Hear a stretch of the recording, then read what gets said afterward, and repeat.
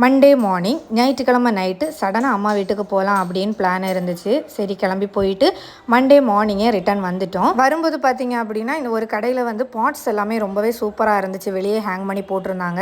சரி அங்கே எப்படி இருக்குன்னு சொல்லிட்டு பார்க்கலான்னு தான் இறங்கியிருந்தோம். பார்த்தா இங்கே வந்து வெறுமே இன்டோர் கலெக்ஷன் மட்டும்தான் இருந்துச்சு. அதுவும் ரேட்டு ரொம்பவே சீப்பாக இருந்துச்சு. எல்லாமே 20 ருபீஸ்ல இருந்தே ஸ்டார்ட் ஆயிருச்சு. மணி பிளான்ட் ஒன்று வாங்கியிருந்தேன். அது வந்து 70 ருபீஸ். அதுக்கு நல்ல பஞ்சியாக சூப்பராக இருந்துச்சு.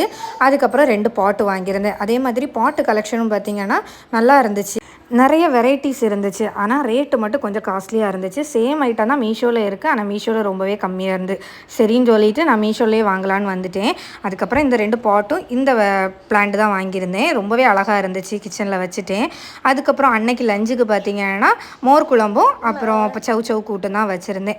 அதுக்கப்புறம் சாப்பிட்டு முடிச்சுட்டு ஈவினிங் 5 o'clock போல் எங்கள் ஏரியா கம்யூனிட்டியில் பார்த்தீங்கன்னா பொங்கல் செலிப்ரேஷனுக்காக கோலை போட்டி வச்சுருந்தாங்க. சரி அதை போய் பார்க்கலாம் அப்படின்னு சொல்லிட்டு போயிருந்தோம். அங்கே முடிகிறதுக்கு நைட்டு 9 o'clock போல் ஆச்சு. அன்றைக்கி டே இப்படி தான் போச்சு.